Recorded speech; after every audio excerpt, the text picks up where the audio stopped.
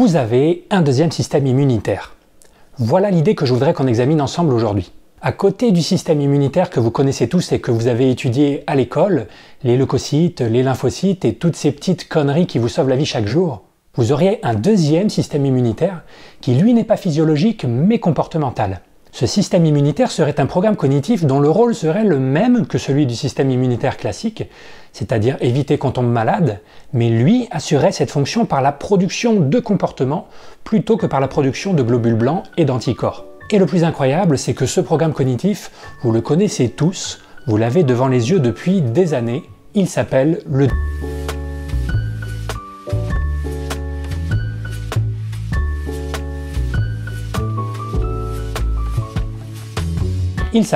dégoût.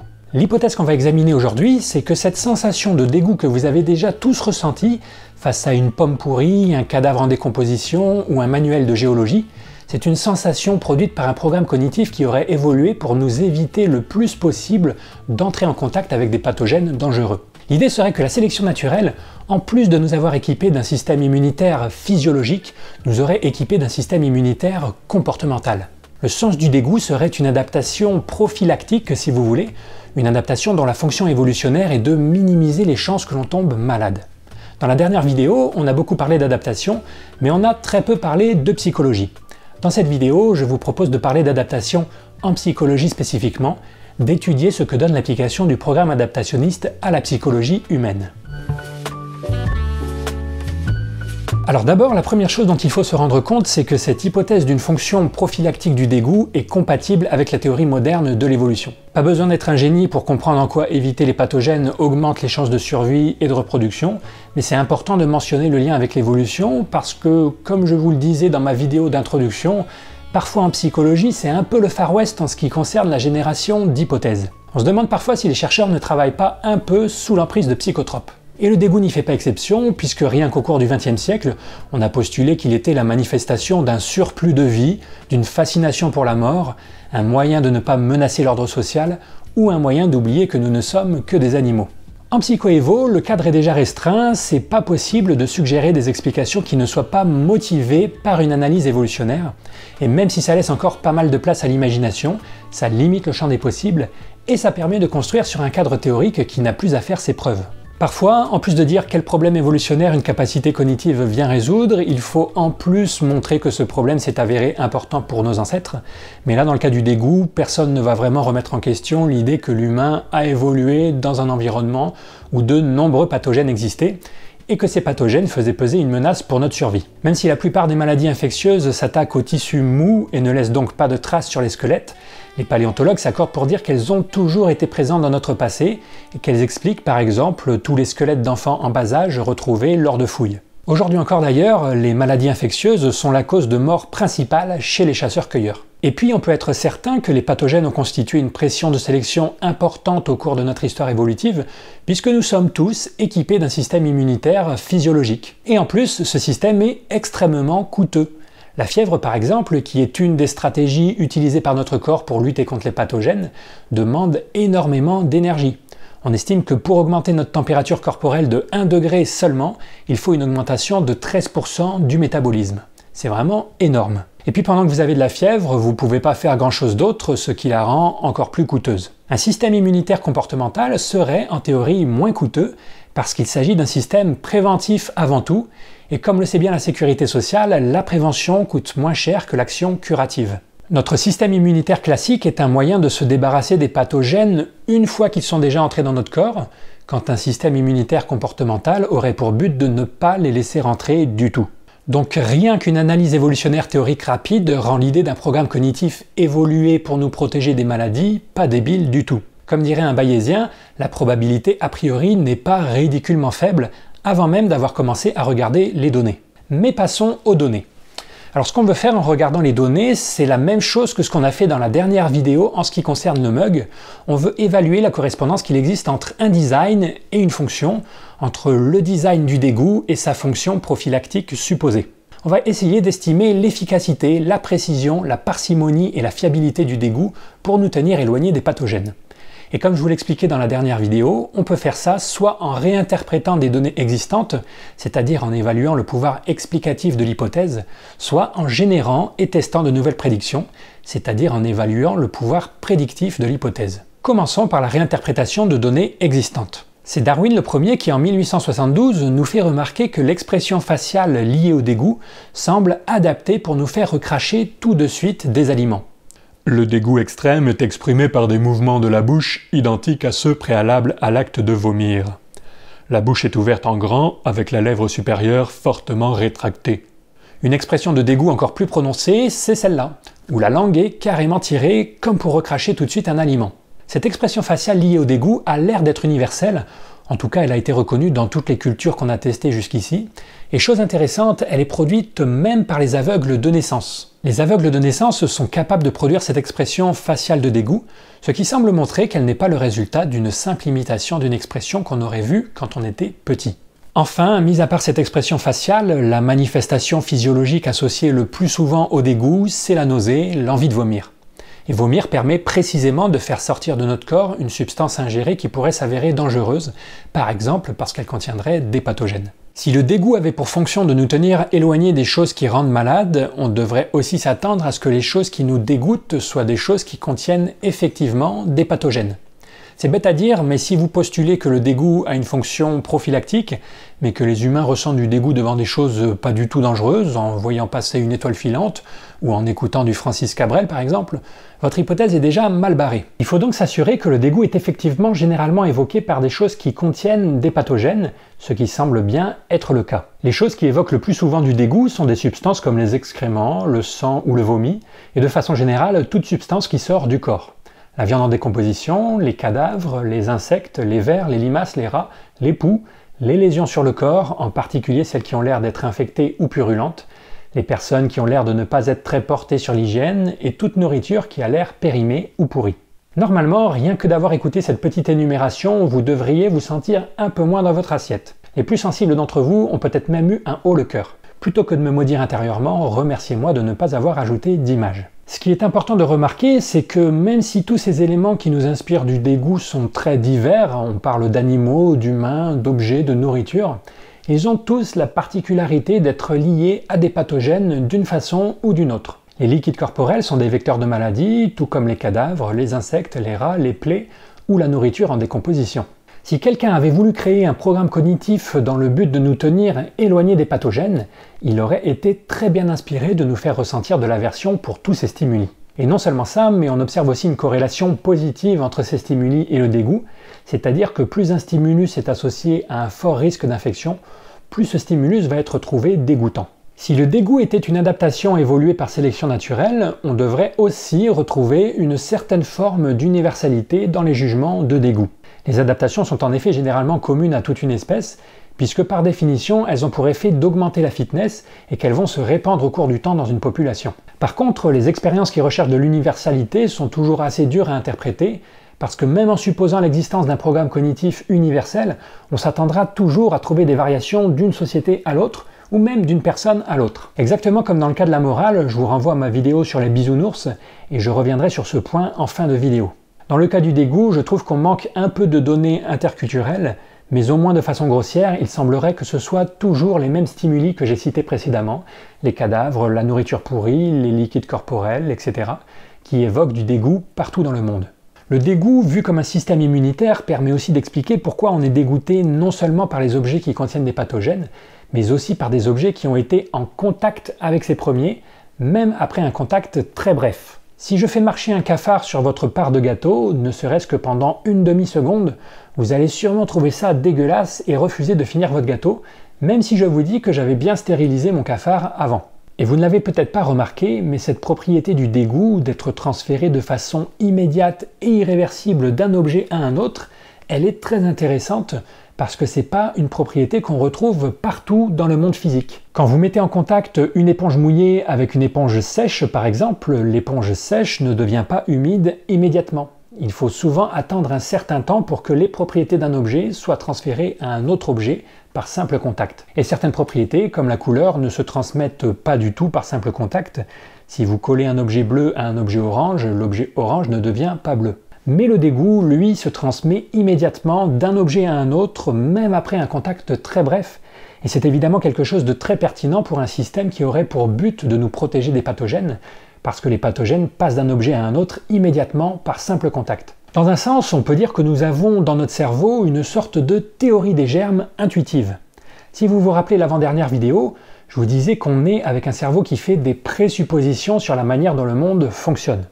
Que même s'il a fallu que l'humanité attende des siècles pour disposer d'une théorie qui lui permette de comprendre les mouvements des objets, les bébés sont déjà équipés d'une physique intuitive qui leur permet de faire ça intuitivement. Et bien là c'est la même chose mais avec le dégoût. Même s'il a fallu attendre Pasteur et le 19e siècle pour qu'on dispose d'une théorie des germes satisfaisante, cette propriété du dégoût de se transférer immédiatement et irréversiblement d'un objet à un autre constitue déjà une forme de théorie des germes intuitive. C'est-à-dire que même si certaines populations de chasseurs-cueilleurs actuelles ignorent encore que les maladies sont transmises par des germes microscopiques invisibles à l'œil nu, leur sens du dégoût les fait se comporter comme si elles le savaient déjà. Ça illustre aussi un autre truc que je vous disais dans cette même avant-dernière vidéo, qu'on devrait donner plus d'importance à la théorie de l'évolution pour décider si un comportement est rationnel ou pas. Penser que les propriétés d'un objet peuvent se transférer à un autre objet par simple contact, c'est irrationnel dans beaucoup de situations, parce que beaucoup de systèmes physiques ne fonctionnent pas comme ça. Mais c'est par contre tout à fait rationnel dans le cas des pathogènes. Le sens du dégoût possède sa propre rationalité, si vous voulez, et on retombe sur l'idée de spécialisation fonctionnelle. La spécialisation fonctionnelle permet de faire en sorte que chaque programme cognitif qu'on a dans la tête ait sa propre logique, ses propres suppositions sur le monde, ses propres critères de ce qui est rationnel, ou plus exactement, ses propres critères de ce qui est adaptatif. Un autre truc rigolo avec le dégoût, c'est qu'il peut s'appliquer à des choses dont on sait pertinemment qu'elles ne sont pas contagieuses. Par exemple, beaucoup de personnes refuseront de manger un chocolat en forme de crotte de chien ou en forme de cafard, alors qu'on sait très bien qu'il ne présente aucun danger. C'est une particularité bizarre si vous pensez que le dégoût vient d'un raisonnement conscient et que l'on calcule en permanence la probabilité d'être infecté par tel ou tel objet à partir de nos connaissances en médecine sur ce qui est pathogène ou pas. Dans une perspective évolutionnaire, ce genre de dysfonctionnement, entre guillemets, est moins surprenant à cause du concept d'exécution d'adaptation dont je vous ai déjà parlé. On est probablement dans la même situation que face à la cuisine d'Etchebest à la télé. On est face à un stimulus, la nourriture en forme de cafard, qui normalement n'existe pas dans la nature, et donc notre sens du dégoût se fait avoir, entre guillemets, et agit de façon non optimale parce qu'il n'a pas évolué pour répondre à ce genre de stimulus. Pour ceux qui font un peu de machine learning, c'est comme si vous aviez entraîné un modèle à différencier des images, mais que dans vos données d'entraînement, il n'y avait que des chats et des avions, et dans vos données de test, il y avait des chats, des avions, mais aussi des chiens. Les chiens seront sûrement catégorisés comme des chats, ce qui est une erreur à strictement parler, mais une erreur très compréhensible vu la façon dont le modèle a été entraîné.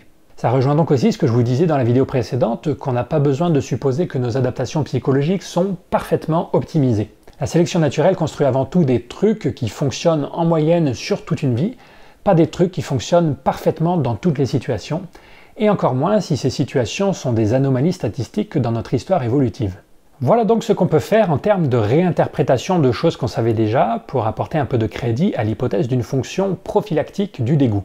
Notez que la réinterprétation de choses qu'on savait déjà, on a l'habitude de la dénigrer, d'appeler ça du raisonnement post-hoc et de la vouer aux gémonies de la citadelle zététique, mais ça vaut pas non plus zéro épistémiquement parlant. Même si j'imagine que je n'ai appris à personne quelle était l'expression faciale associée au dégoût, j'imagine que certains d'entre vous n'avaient jamais remarqué que cette expression est extrêmement fonctionnelle pour recracher des aliments. Même si j'imagine que la plupart d'entre vous refuseront de manger un aliment qui a été en contact ne serait-ce qu'une demi-seconde avec un excrément, j'imagine que beaucoup d'entre vous n'auront jamais remarqué que c'est une propriété bizarre d'une certaine façon, en tout cas non applicable à tous les systèmes physiques. Si certains d'entre vous se sont dit « bon sang, mais oui, bien sûr », en m'entendant parler de tout ça, bienvenue au club, c'est une réaction typique de celle que vous pouvez ressentir quand vous faites de la biologie de l'évolution, parce que l'évolution est la théorie qui donne du sens à tout en biologie, comme le disait Dobzhansky. Si je devais voter pour une devise qui représente la biologie de l'évolution, ça serait sûrement ça, « bon sang, mais oui, bien sûr », ou alors « diantre, que n'y avais-je pensé plus tôt », qui est aussi la réaction qu'on peut ressentir quand on entend parler de la sélection naturelle pour la première fois. Mais bref, je m'égare. Ce que je voulais dire, c'est que si on a généralement tendance à donner moins de valeur au pouvoir explicatif qu'au pouvoir prédictif, ce pouvoir explicatif ne vaut pas rien non plus. Mais passons maintenant au pouvoir prédictif.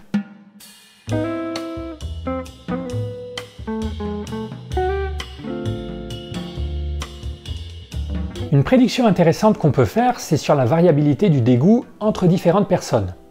Une analyse évolutionnaire nous dit que tout le monde ne devrait pas en permanence être dégoûté de la même façon. En particulier, ceux qui ont le plus à perdre à être exposés aux pathogènes devraient être plus facilement et rapidement dégoûtés que les autres. Et cette prédiction peut être testée en testant le dégoût de personnes qui ont plus à perdre à tomber malades. Chez les humains, une population toute trouvée, ce sont les femmes, parce qu'à cause de la grossesse et de l'allaitement, c'est-à-dire à cause du lien physiologique étroit entre une mère et son enfant, la probabilité de transmission d'une maladie d'une mère à ses enfants est plus grande que celle d'un père à ses enfants. Il y a d'autres raisons qui expliquent pourquoi on s'attend à ce que les femmes aient plus à perdre que les hommes à tomber malades, mais la raison la plus simple à comprendre pour des cerveaux comme les vôtres, c'est celle-là. Si notre hypothèse prophylactique du dégoût est vraie, on peut donc prédire que la sélection naturelle aura rendu les femmes plus sensibles aux stimuli dégoûtants que les hommes. Et cette prédiction a été confirmée de nombreuses fois. Pour un même stimulus, les femmes sont beaucoup plus rapidement ou fortement dégoûtées que les hommes. Au passage, vous remarquerez qu'en plus de commencer à nous apprendre des choses sur la psychologie humaine, cette prédiction permet aussi de départager différentes hypothèses.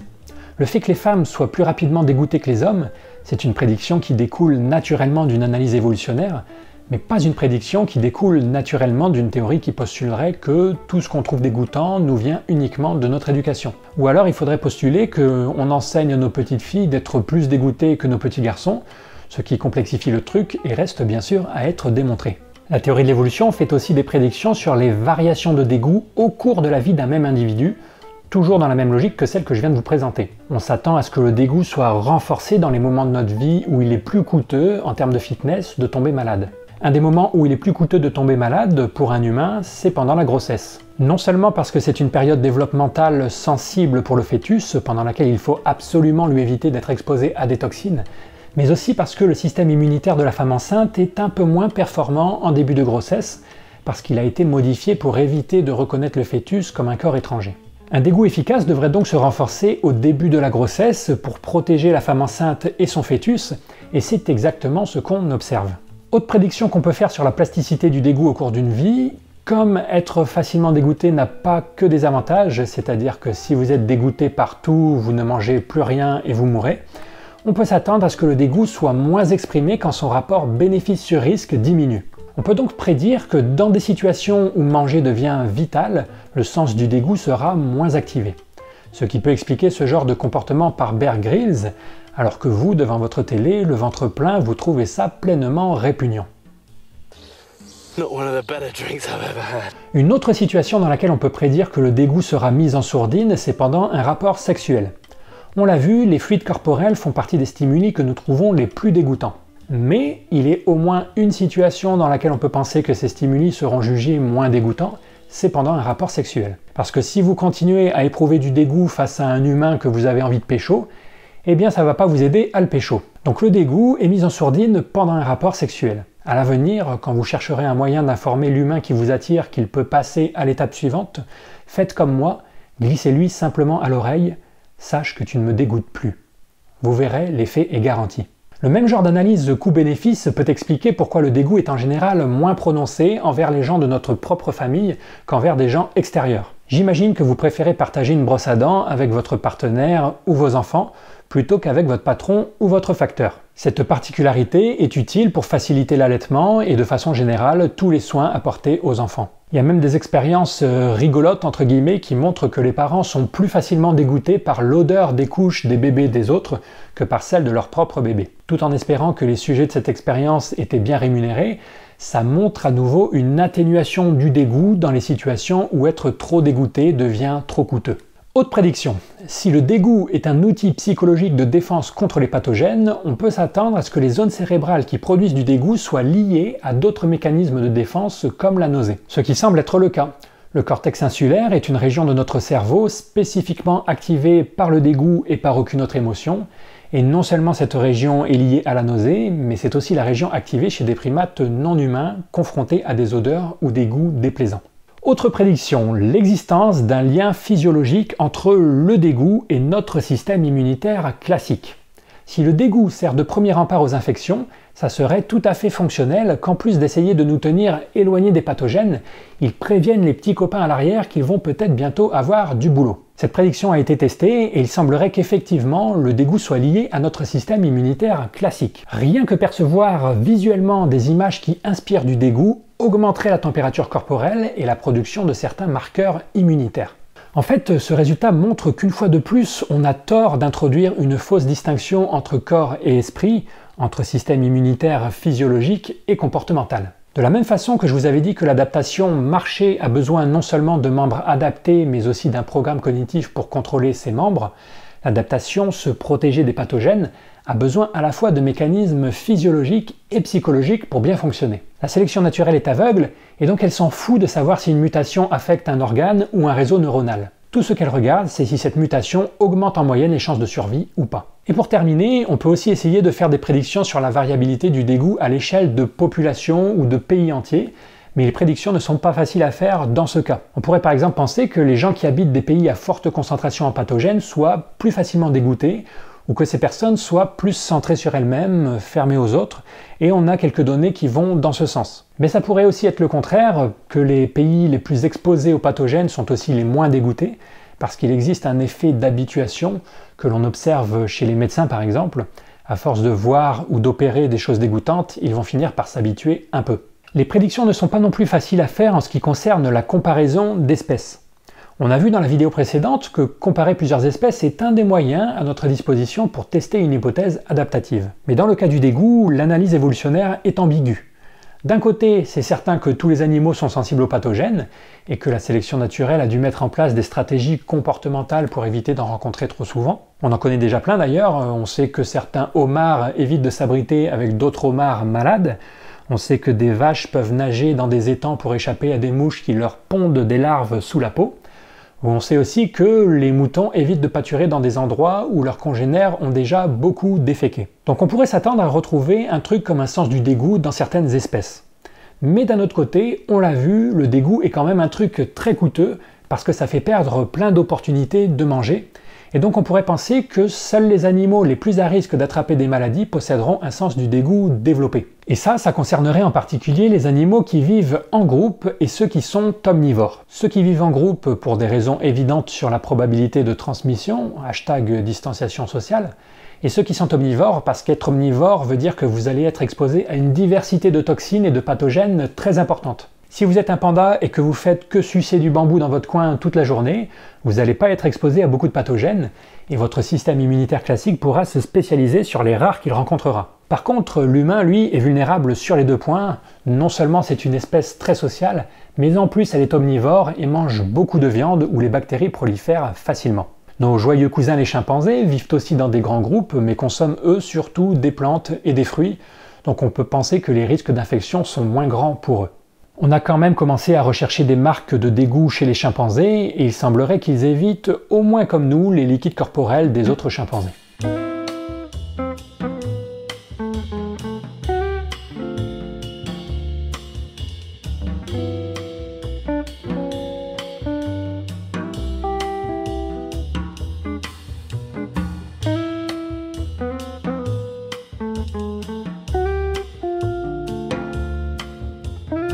Si au début de cette vidéo, j'ai dit que notre système immunitaire comportemental s'appelait le dégoût, c'est un raccourci parce que notre système immunitaire comportemental est probablement plus large que le simple dégoût.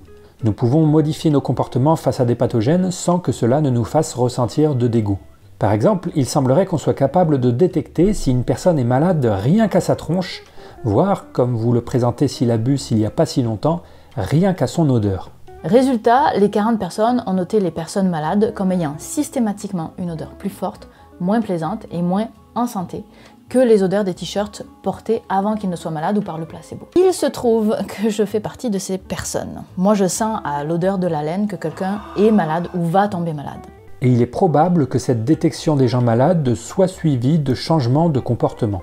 De plus en plus d'études montrent que notre cognition au sens large est affectée par la présence de pathogènes.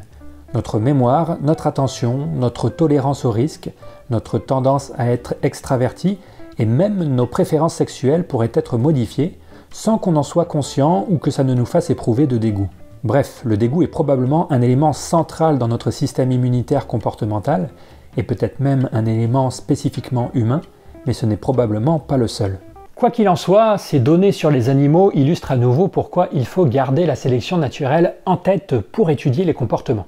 Pourquoi est-ce que pour nous humains, une crotte fait partie des choses les plus repoussantes au monde, alors que pour une mouche, c'est la chose la plus attirante au monde? Ce qui décide de ce qui est attirant ou repoussant dans ce cas, c'est la sélection naturelle.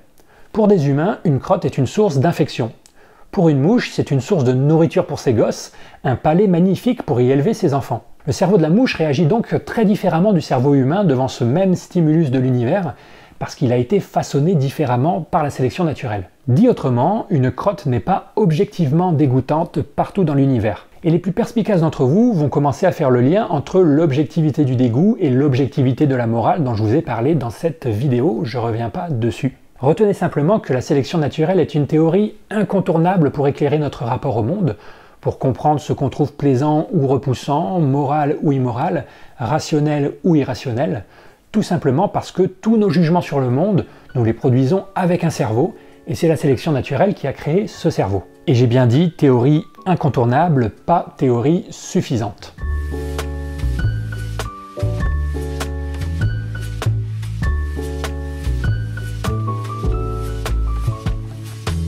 Voilà donc quelques-unes des données qui jouent en faveur d'une fonction prophylactique du sens du dégoût. Si on résume, on a vu que le dégoût entraîne des expressions faciales et des changements physiologiques appropriés pour lutter contre les pathogènes, et qu'au moins certains d'entre eux sont universels. On a vu que le dégoût est généralement évoqué par des stimuli porteurs de pathogènes. On a vu que le dégoût est plus fort chez les personnes qui ont le plus à perdre à tomber malades. On a vu que le dégoût est plus fort dans les situations les plus à risque comme la grossesse. On a vu qu'au contraire, le dégoût pouvait s'estomper dans les situations où ses coups deviennent trop importants, comme quand on meurt de faim. On a vu que la propriété du dégoût de se transférer de façon immédiate et irréversible devenait très rationnelle dans un cadre prophylactique. On a vu que le dégoût activait des régions cérébrales qui, chez les primates non humains, traitent aussi de goûts déplaisants. Et on a vu que le dégoût était relié à notre système immunitaire classique. Toutes ces caractéristiques montrent qu'on est là en présence d'un système qui a l'air d'être ultra fonctionnel et ultra efficace pour lutter contre les pathogènes. La correspondance entre le design du dégoût et sa fonction prophylactique supposée est bonne, comme la correspondance entre le design du mug et sa fonction de porter des boissons chaudes était bonne. Un tel design a très peu de chances d'avoir évolué par hasard, on peut donc éliminer l'hypothèse que le dégoût est le produit du hasard. On ne voit pas bien non plus quelle autre adaptation pourrait expliquer plus parcimonieusement cette fonctionnalité, on peut donc éliminer l'hypothèse du sous-produit. Ne reste que l'hypothèse de l'adaptation, qui nous permet de conclure, sans pour autant en être sûr à 100%, que le dégoût est probablement un programme cognitif évolué par sélection naturelle, dont la fonction est de nous éviter les contacts avec les pathogènes. Et pour ceux qui se rappellent de la deuxième façon de tester l'existence d'une adaptation qu'on a vue dans la dernière vidéo, c'est-à-dire mesurer si un trait augmente les chances de survie, une étude de terrain a récemment montré que chez les Shuar d'Équateur, un peuple d'Amazonie, ceux qui sont le plus facilement dégoûtés sont aussi ceux qui sont les moins infectés, si on se fie à leurs marqueurs de réponse immunitaire. En essayant de tester cette hypothèse, on a réussi d'une part à réinterpréter parcimonieusement certaines choses qu'on savait déjà, on a donné du sens à nos connaissances, mais de façon plus intéressante, on a aussi réussi à apprendre de nouvelles choses sur le dégoût, comme ses connexions avec les systèmes immunitaires classiques qui font toujours l'objet de recherches aujourd'hui. Et même si j'ai pas insisté dessus, on a pu aussi se confronter à d'autres hypothèses, comme celle que le dégoût est un truc entièrement culturel ou entièrement le produit d'un raisonnement conscient. Je vous ai présenté qu'une petite partie des données sur le sujet d'ailleurs. La recherche sur le dégoût est aujourd'hui fourmillante comme un séminaire de chercheurs où le café est en libre service, et c'est en partie grâce à la psycho-évo, mais aussi aux neurosciences et à la psychiatrie, parce qu'on s'est aperçu qu'un dérèglement de notre sens du dégoût pouvait être à l'origine de certains troubles psychiatriques. Maintenant qu'on a dit tout ça, prenons un petit peu de recul et permettez-moi d'insister sur quelques points. D'abord, penser que le dégoût est à la base d'une adaptation prophylactique n'empêche pas d'étudier d'autres pistes. Moi je vous ai présenté uniquement cette hypothèse, mais d'autres personnes travaillent par exemple sur l'hypothèse que le dégoût pourrait avoir un lien avec la morale. Vous avez peut-être remarqué que parfois quand on est indigné moralement, on dit qu'on est dégoûté. Vous entendez parler des mauvais agissements de, au hasard, un politicien, et vous dites « ça me dégoûte » ou « c'est dégueulasse, c'est immonde ». On utilise souvent le champ lexical du dégoût pour parler de morale. Certains chercheurs pensent qu'il ne s'agit là que d'une utilisation métaphorique, un peu comme quand vous dites que vous avez soif de connaissances, sans pour autant qu'il y ait une réelle connexion psychologique entre la soif et la volonté d'apprendre des choses. Mais d'autres chercheurs explorent l'hypothèse qu'il puisse réellement y avoir un lien dans notre cerveau entre notre sens moral et notre sens du dégoût, que l'un puisse être construit à partir de l'autre par exemple, en récupérant certains réseaux neuronaux. Deuxièmement, et c'est un des messages les plus importants de cette vidéo, vous remarquerez qu'on n'a jamais utilisé de méthode spécifique pour tester notre hypothèse adaptative. La psychoévo n'a pas de méthode propre. Je répète, la psychoévo n'a pas de méthode propre. Tout ce qu'on fait en psychoévo, c'est utiliser la théorie de l'évolution pour formuler des hypothèses et générer des prédictions, mais ensuite, pour tester ces prédictions, on utilisera n'importe quelle méthode de n'importe quelle discipline plus traditionnelle. Si une hypothèse fait des prédictions sur les jugements des humains, on testera ces prédictions avec les méthodes de la psychologie. Si elle fait des prédictions sur ce qu'on devrait trouver dans d'autres espèces, on utilisera les méthodes de l'éthologie. Si elle fait des prédictions d'optimalité, on fera des modèles mathématiques. Si elle fait des prédictions sur la physiologie humaine, on fera de la biologie moléculaire. Et si elle fait des prédictions sur le meilleur vin à emmener en rando, on fera de la géologie. Je vous montre ce schéma touffu qui montre bien toutes les méthodes qu'on peut utiliser pour apporter du crédit à une hypothèse évolutionnaire. Nous, dans notre exploration du sens du dégoût, on a été amenés à utiliser celle-là. En fait, il faut retenir que la psychoévo ne peut pas avoir de méthode propre tout simplement parce que ce n'est pas une discipline, c'est simplement une façon de penser et de générer des hypothèses. Si vous avez compris ça, vous avez tout compris. Vous n'avez peut-être pas remarqué, mais depuis le début de cette série, je n'ai jamais utilisé le mot discipline pour qualifier la psychoévo. J'utilise en général les mots approche ou programme de recherche, mais le mot le plus adapté, ça serait vraiment simplement façon de penser. La psychoévo, elle se conçoit pas comme une énième discipline à rajouter à côté de toutes les autres disciplines qui étudient déjà l'humain, les neurosciences, la psychologie, la sociologie, etc. Elle se conçoit comme un liant qui viendrait faire le lien entre toutes ces disciplines qui existent déjà. Vous pouvez tout à fait faire de la psychoévo en utilisant uniquement les méthodes de la sociologie, ou uniquement les méthodes des neurosciences, ou uniquement des méthodes mathématiques, à partir du moment où vous intégrez de la pensée évolutionnaire à votre façon de concevoir le cerveau et de générer des hypothèses. Donc je répète, la psychoévo n'a pas de méthode propre. Si je récapitule les grandes lignes, la psychoévo c'est avant tout un but, celui d'aboutir à une meilleure compréhension de l'humain. Pour atteindre ce but, on pense que le meilleur moyen, c'est de commencer par comprendre les programmes cognitifs qui se trouvent dans notre cerveau, parce que comme on l'a déjà vu, ce sont ces programmes qui sont à l'interface entre le niveau génétique et le niveau environnemental, qui font la jonction entre le biologique et le culturel. Pour comprendre ce que ces programmes font, il faut comprendre leur fonction première, la raison pour laquelle ils ont évolué par sélection naturelle. Et pour découvrir cette fonction, on utilise la méthode des biologistes de l'évolution, qui consiste à évaluer une correspondance entre un design et une fonction. Quand cette analyse génère des prédictions, on les testera ensuite en utilisant les méthodes de la discipline la plus appropriée. Alors évidemment, l'évaluation du niveau de preuve en faveur d'une adaptation doit toujours se faire au cas par cas. Certaines adaptations disposeront de beaucoup de données en leur faveur, d'autres moins.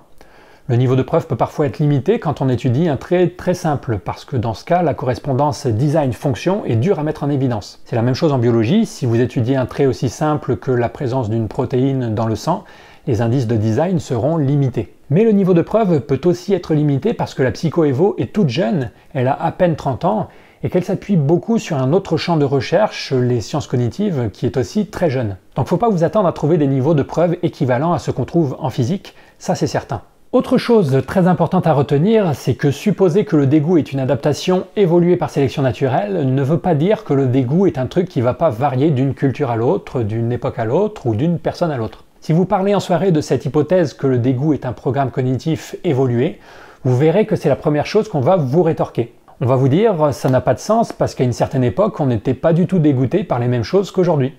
Les normes d'hygiène ont changé au cours de l'histoire. À une époque, les bains étaient considérés comme bons, à d'autres époques comme mauvais. Les Romains faisaient caca à plusieurs dans la même pièce et ils utilisaient la même éponge simplement rincée dans un seau d'eau pour se nettoyer. On va vous dire, le dégoût évolué biologiquement, ça n'a pas de sens parce qu'en France, on aime manger du roquefort et on est dégoûté à l'idée de manger des insectes, alors qu'en Thaïlande, c'est l'inverse. On va vous dire, le dégoût évolué biologiquement, ça n'a pas de sens parce qu'on voit bien que les bébés ne sont pas facilement dégoûtés.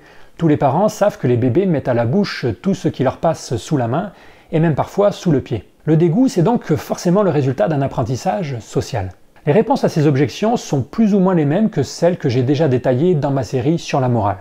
Je vous les résume rapidement ici, mais vous pouvez retourner voir cette vidéo au besoin. L'idée générale, c'est que ces supposées objections ne sont des objections que si vous avez une vision naïve de ce que veut dire évoluer biologiquement. D'abord, il faut se rappeler que ce que la psychoévo suppose avoir évolué biologiquement et être universel, ce ne sont pas nos comportements ou nos jugements, mais nos programmes cognitifs. La nuance est cruciale parce que les programmes cognitifs travaillent quasiment toujours sur des entrées pour produire leur sortie.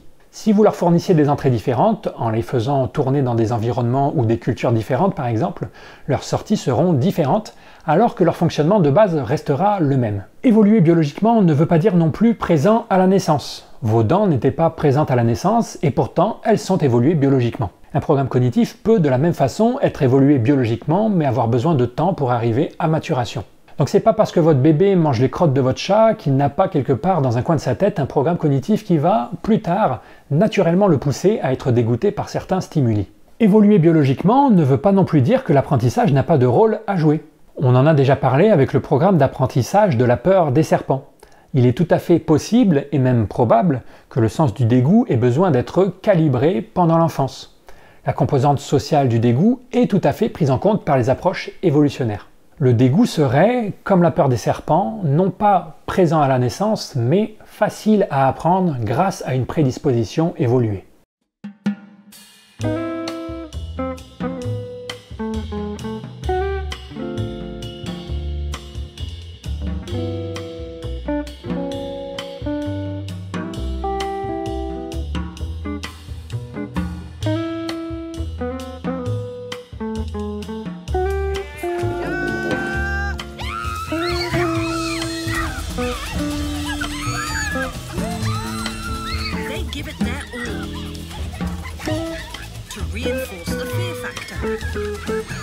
Évoluer biologiquement ne veut pas non plus dire insensible au contexte.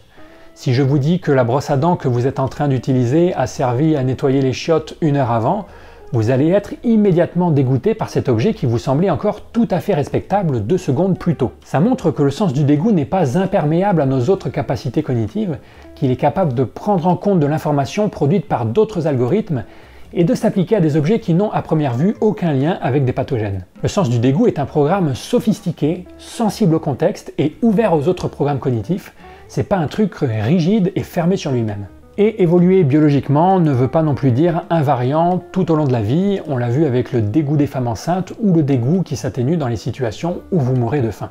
Bref, de façon générale, la variabilité culturelle n'est pas une objection aux approches évolutionnaires, ou plus exactement, ce n'est une objection que si vous avez une vision simpliste du genre de système qui est capable de produire la sélection naturelle. Si vous vous débarrassez de l'idée que la sélection naturelle ne peut produire que des comportements simples, rigides et présents à la naissance, si vous acceptez qu'elle puisse produire des programmes cognitifs très sophistiqués, sensibles au contexte et dépendants d'un apprentissage, vous faites sauter la plupart des objections à l'idée d'un sens du dégoût évolué biologiquement. Rappelez-vous de la complexité du cœur ou de l'œil et de leurs dizaines de tissus spécialisés, tous arrangés d'une façon bien précise.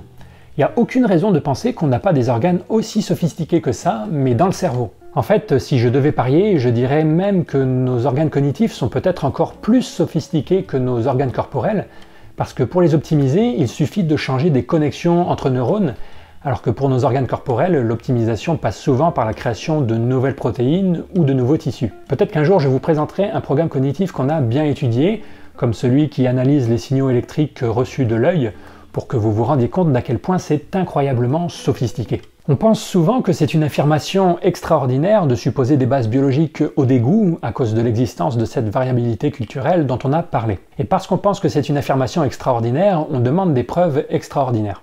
Mais il faut renverser cette façon de penser. Ce qui serait extraordinaire, c'est qu'un trait, quel qu'il soit entièrement culturel ou entièrement génétique.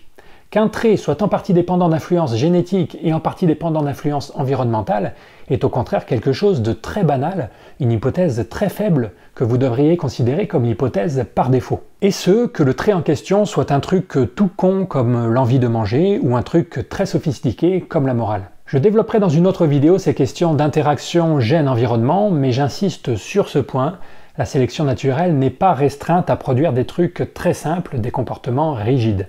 Mettez-vous 2 secondes dans sa peau. Ça serait complètement con de produire un dégoût rigide et entièrement déterminé à la naissance. À quel point vous devez être dégoûté dans votre vie et par quels stimuli précisément doit dépendre de ce qu'il y aura plus tard dans votre environnement. Ça serait aussi tout à fait adaptatif de donner de l'importance à ce que les personnes autour de vous trouvent dégoûtant parce qu'elles ont souvent plus d'expérience que vous sur votre environnement. C'est aussi adaptatif de mettre en balance le coût de tomber malade avec le coût de moins manger ou le coût d'avoir moins de rapports sexuels. La flexibilité est donc une caractéristique qui sera souvent recherchée et favorisée par la sélection naturelle. La variabilité culturelle n'est donc pas un contre-argument aux explications évolutionnaires, parce que la variabilité culturelle est prédite tout autant par les approches évolutionnaires que par les approches culturalistes. Par contre, une fois qu'on a dit ça, on n'en est bien sûr encore qu'au début de notre programme de recherche. Il nous reste encore à étudier précisément comment nos programmes cognitifs utilisent toute cette information de leur environnement pour au final produire les comportements qu'on observe chaque jour. Comment on en arrive à ce qu'un même algorithme universel puisse faire préférer le roquefort aux uns et les asticots aux autres? Existe-t-il des périodes sensibles au cours de l'enfance qui permettent cet apprentissage? Peut-on être dégoûté par absolument n'importe quoi si les contraintes sociales sont assez fortes, ou y a-t-il des choses qui n'activeront jamais notre sens du dégoût?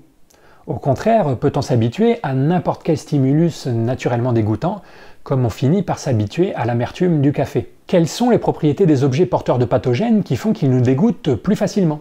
S'agit-il de couleurs, d'odeurs, de vision, de texture? Est-ce que les traits de personnalité peuvent expliquer pourquoi certaines personnes sont plus dégoûtées que d'autres? Le fait que notre environnement actuel soit différent de l'environnement ancestral change-t-il quelque chose en matière de dégoût?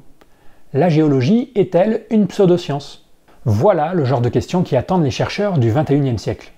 La question n'est plus de savoir si le comportement humain est produit par la culture ou les gènes, le défi est maintenant d'arriver à intégrer l'idée qu'on est avec un cerveau chargé de programmes cognitifs légués par l'évolution, avec tout ce que ça implique en termes de contraintes sur ce que ces programmes cognitifs sont capables de faire, avec l'idée que pour produire des comportements, ces programmes cognitifs sont en permanence bombardés d'informations externes et influencés par le milieu dans lequel ils baignent. Et c'est pour ça que la psychoévo est un cadre théorique adapté pour faire travailler ensemble les sciences sociales et les sciences naturelles. Même si tous les chercheurs en sciences sociales et sciences naturelles ne souhaitent pas travailler ensemble, on en reparlera plus tard, le fait que la psychoévo insiste sur l'universalité des programmes cognitifs et pas l'universalité des comportements, et le fait qu'elle insiste sur l'importance de l'information reçue du monde extérieur, fait qu'on peut facilement trouver des moyens de rattacher les travaux sur l'influence de la culture aux travaux sur l'influence des gènes. Je dis pas que ça se fera sans concession, les sciences naturelles et les sciences sociales ont été séparées depuis trop longtemps pour que la réunification se fasse sans heurts. Mais l'idée générale d'étudier l'influence de la culture, de l'éducation et de l'environnement de façon large est tout à fait compatible avec le paradigme développé actuellement en psychoévo. Voilà donc les 2 grands messages à retenir de cette vidéo. Premièrement, la psychoévo n'a pas de méthode propre, et deuxièmement, variabilité culturelle et universalité cognitive ne sont pas incompatibles. Vidéo terminée.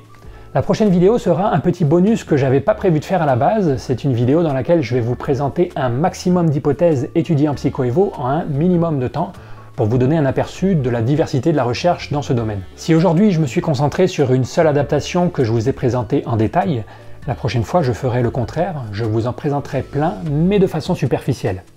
Ça sera l'occasion de parler de toutes ces petites choses qui vous occupent l'esprit à longueur de journée. On parlera d'amour, de colère, de honte, de peur, de bonheur, de tristesse, d'amitié, de raisonnement, mais aussi d'art et de religion. Dans la prochaine vidéo, on fait un tour d'horizon des logiciels que l'évolution a mis dans votre tête.